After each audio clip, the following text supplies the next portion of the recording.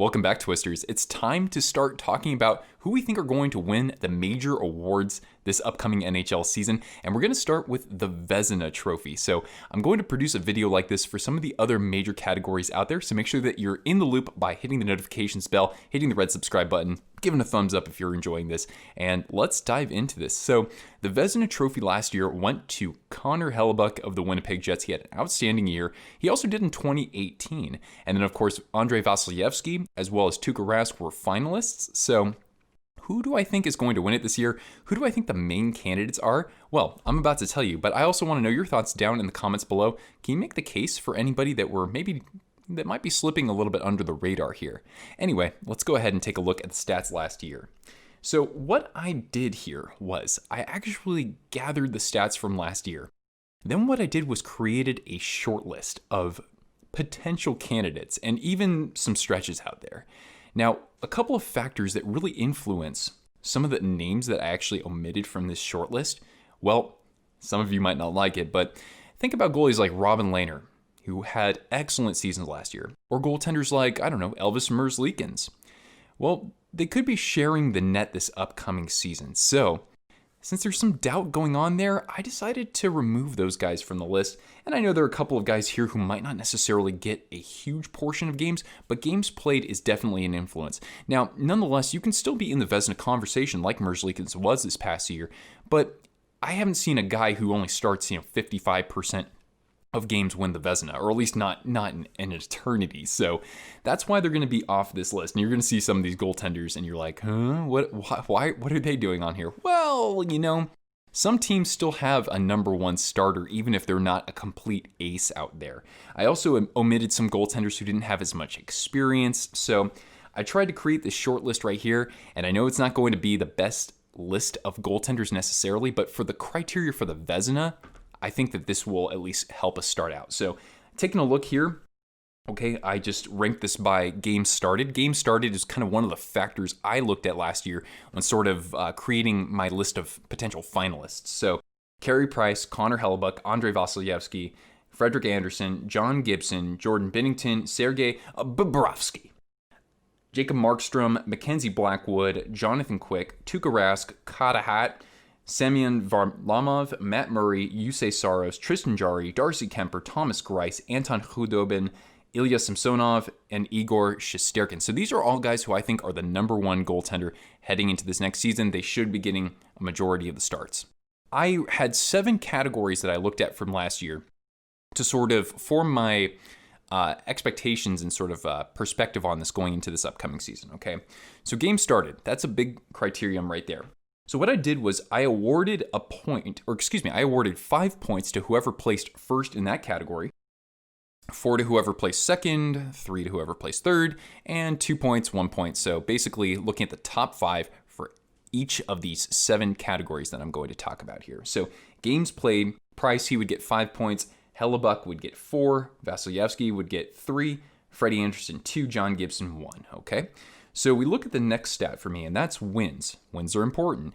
Now, some goaltenders will start, 68 games a year and only win 24 games. Nonetheless, they can still have some really good numbers. So anyway, Vasilevskiy, Hellebuyck, Binnington, Freddie, and Carey Price were in the top 5 there. I think that's certainly a criteria when evaluating your candidates for this trophy. Then what I looked at is save percentage. That is certainly important. And of course, you could further dissect this to, 5-on-5 save percentage and, the penalty kill save percentage, that sort of thing. So number 1, Igor Shesterkin, even though he only played 12 games, and we'll touch on that a little bit later. Anton Khudobin, number 2, Tuukka Rask, number 3, Darcy Kuemper, number 4, Connor Hellebuyck, number 5 here. Our next stat, goals against average, which is also important, right? Tuukka Rask, number 1, Darcy Kuemper, number 2, Anton Khudobin, number 3, Carter Hart, number 4, Tristan Jarry, number 5. Then I looked at shutouts, and of course, there are going to be a lot of goaltenders who have like 2 or 3 shutouts over the course of the season. So I kind of reflected that in how I awarded points here, but Connor Hellebuyck takes top honors there. Tuukka Rask, Carey Price, and Saros were tied for 3rd, and then you have 5 goaltenders with 3 shutouts. So everybody there, I think, got 2 points. And then when you have quality start percentage, well, it's kind of hard to explain this, but basically I think the easiest way to really disclose this and explain this is that it's kind of like baseball, right? Where a pitcher has a quality start if they pitch 6 innings or more and surrender, I think, 3 runs or fewer. So it's basically a measurement of consistency. So consistently, I mean, first of all, if you have a quality start percentage of over 60%, that's actually really, really good. So Darcy Kuemper over 75%, which is outstanding. Igor Shesterkin, Anton Khudobin, Tuukka Rask, Connor Hellebuyck. And then I think I looked at one more category, that's right, and that's goals saved above average. So that's a measurement of how good the goaltender is compared to the rest of the league. Tuukka Rask, number 1. And this is an aggregate total too. So games played is definitely a factor. So Tuukka Rask, Connor Hellebuyck, those guys at the very top by themselves.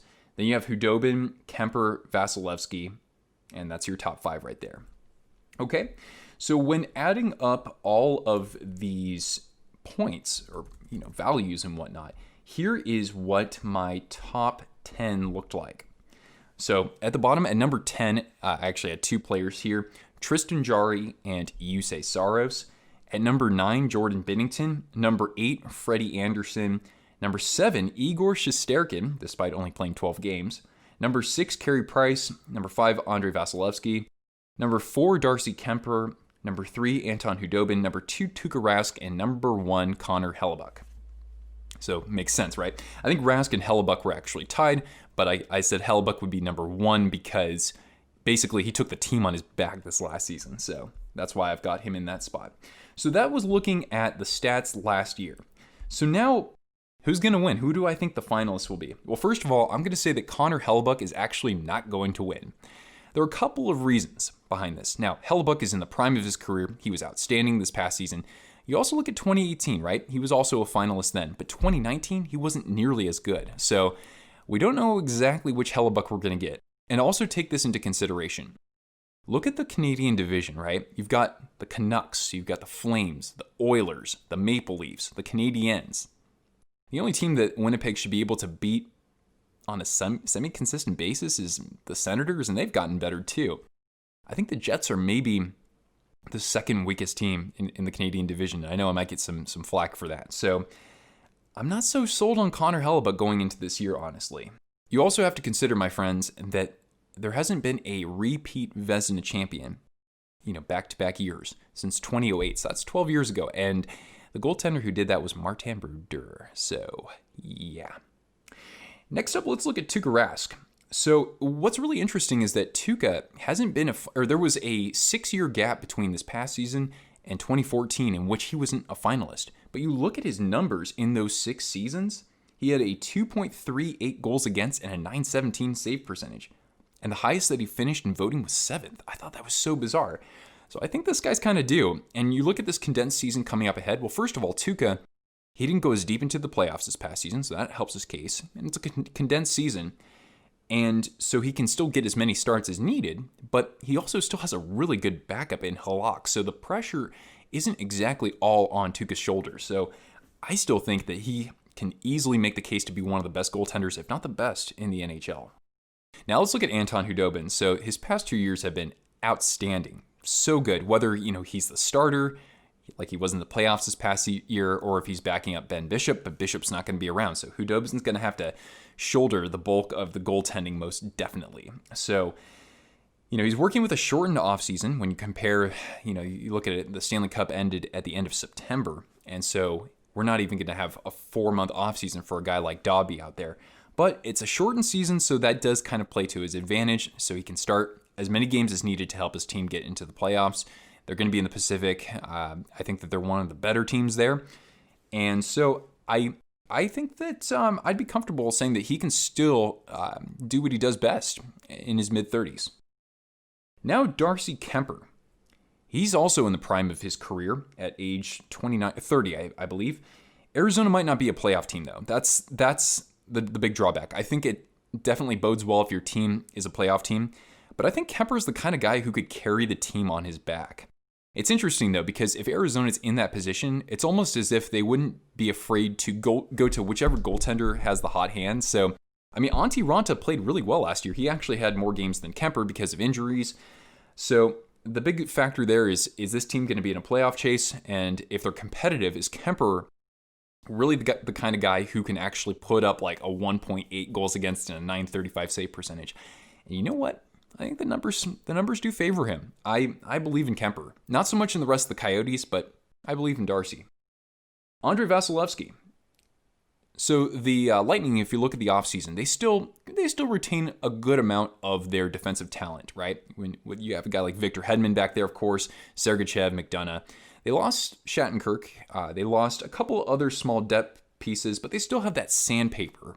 They still have guys like Chernak, Patrick Maroon, and Barclay Goodrow as forwards who can definitely push back physically and make sure that, Vasilevsky's not getting shelled or anything like that. So they still have to sign Cirelli, though. Cirelli, good two-way forward there. So I still like the personnel around Vasilevskiy a lot. There's really no reason why Tampa can't be 1 or 2 in their division. I don't think, especially now that Canada, you separate them from... You separate the Bolts from Montreal, from Toronto, from, even Ottawa's going to be a tougher out this time around. But I think that Tampa is going to be, in position to be very successful this next season. I guess my only thing with Vasilevskiy is just the cup hangover. You look at these last 20 months for Tampa Bay, they went from setting this record, or at least tying the record for all-time points, to getting swept in the first round of the playoffs, to winning the Stanley Cup and the whole, the situation with the bubble and COVID. So I don't know. My argument against that is that Vasilevskiy might be just part of a team-wide cup hangover. I don't expect that to happen. This guy is a fantastic goaltender. But nonetheless, I like to make the case for and against for these guys. Now let's look at Igor Shesterkin. He only had 12 games this past season, but he was pretty lights out in his time in net there. I'm not exactly sure if he's going to be the de facto number 1. Georgiev has a little bit more experience there, but Shesterkin's the one with the real upside. So I can't make him a finalist, but I definitely want to acknowledge him as somebody to watch out there. And I'd say the same thing for Ilya Samsonov, too, of the Capitals. But yeah, you look at Georgiev, he had 32 starts last season, so he could have the same amount of starts in a shortened season, I believe. And it kind of depends on how good the Rangers are. Were they kind of finding lightning in a bottle last year? Is that the Rangers we're going to get? Or are they going to kind of come back down to earth since then? I don't know. I think they're going to be a very fun team to watch, but I don't know enough about Igor to really say that he's going to be among the elite goaltenders this upcoming season. Who knows? Maybe the season after that. All right, let's look at Freddie Andersen. So, his numbers the past couple of seasons haven't been great. They've been respectable, no doubt. But I've always liked Freddie Andersen. I look at what he did with the Ducks. Of course, really good defense there, but he helped backstop them to a Jennings Trophy in 2016, even as a backup, nonetheless. And then in 2018, with Curtis McElhinney as his backup in Toronto, he put up his best numbers as a Leaf there. So I look at his situation going into 2021. He's got TJ Brody now on the back end. That certainly helps his case. And his backups, he could have either Aaron Dell or Jack Campbell. Campbell, of course, has had a couple of really nice years, and Aaron Dell rebounded very well after a poor start to this past season. So I like Freddie's chances of at least rebounding there. I think Toronto, even in the Canadian division, they'll be, they could finish maybe at the top or second or third. I think there's still a pretty solid team with a core that is kind of ready to go into their golden years of production, I would think. So I think that he's a possible candidate to put up a really good season, maybe not Vezina caliber, but he's going to be in the conversation, I think, for the majority of the season. I looked at their numbers last year. The Leafs had the 6th worst goals against, but I looked at some of their other defensive numbers, and it wasn't quite as much of a disaster as I thought it would be. So I think Freddie's going to be in that conversation for a majority of the season. As a finalist, maybe not quite there.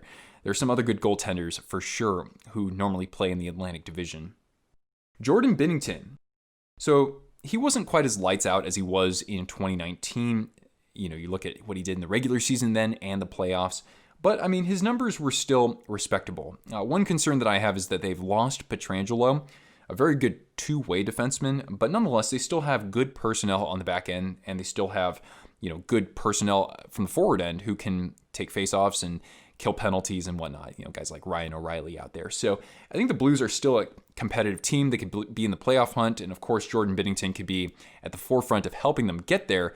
But I'm not sure exactly how their backup situation is going to be. Jake Allen had a really good year for them last year and was able to solidify their position this past season. Now he's gone on to Montreal. So I'm not entirely sold on Binnington in this situation. Then let's look at Tristan Jarry. So I think that, he's played fragments, in the last few years. He's had fragments where he's been sort of in the spotlight there.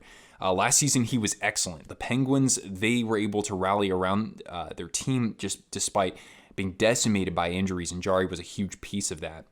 But kind of like Binnington, Jarry is now the number one, and he doesn't quite have as proven as an option, as a number two option behind him there, so I'm not entirely certain. Not to mention, Pittsburgh, I'm not in love with their personnel right now, but of course, I said that last year, and they proved me wrong. I know they stumbled in the playoffs, but nonetheless, they went on a tear last year in the regular season, so I want to definitely tip my cap there. And I forgot to even talk about Carey Price. How about that? Carey Price, now he's got Jake Allen back there. That's fantastic. He looked wonderful in these playoffs this past year. Definitely helped Montreal overcome Pittsburgh, and he played very well in the next round after that too. Kind of like what I said about Freddie Anderson. He's playing in the Canadian division, but I still think that Montreal could be there. I trust them more than I trust Winnipeg, so that's why I kind of like Price more than a guy like Connor Hellebuck. And I also like Price's defense too. You look at Ben Sherratt, Jeff Petrie, Shea Weber. I think Montreal's got a really interesting core. They kind of remind me of the Predators from 2017. We'll see if that pans out. But nonetheless, Price, I think, is going to be back in the conversation as well. So now I will choose my three finalists. And it's interesting because here I am. I could pick Price. I could pick Vasilevsky. I could pick Anderson. I could pick Bobrovsky even. I haven't even mentioned him. He had such a poor year last year. I don't know how he's going to do. I could pick just finalists specifically from the Atlantic Division, but that just seems weird to me. So I'm only going to choose one finalist from that division, and I'm only going to choose one finalist from last year. So I don't want to duplicate. I don't want to just pick the same guys over and over again. So I am going to go with Tuukka Rask because Rask, he plays with a great defense. I know Chara might not be back, but he still has guys like Charlie McAvoy back there, and he's just been consistently such a good goaltender. What I said earlier, 2.38 goals against, .917 save percentage from 2015 through 2019, in those seasons when he wasn't a finalist. So the guy was still pretty darn good. So I'm picking Tuukka. I think the Bruins are still a good team, even if they do kind of dip a little bit versus the run they had last year in the regular season. So I'm picking Tuukka number one. Number two, I'm going to pick Darcy Kuemper. Now, I know I said earlier that I favor teams that are in the playoff hunt, but if anybody's going to get the Coyotes to the playoffs, it's Darcy Kuemper. And I think that out of these goaltenders, he alone could be the guy to put up that 1.8 goals against and a .935 save percentage.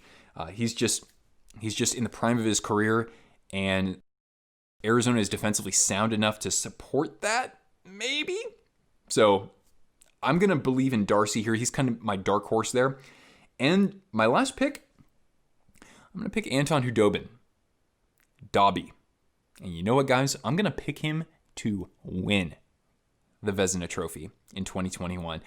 It's kind of a stretch, but Dobby has picked up the mantle when Ben Bishop has gone down or has struggled, and the numbers are beautiful. They are just scintillating, my friends. And you look at the defense that is playing in front of him. You look at the beef on that team. Guys like Jamie Alexiak, who can just flatten anything that comes at him. So, and Mir Heiskanen, of course, is a gem. So I know there isn't too much science behind this, but Dobby he's been on a tear. I don't see why in a shortened season he couldn't have similar numbers to what he did in the playoffs last year. But that's just my thoughts.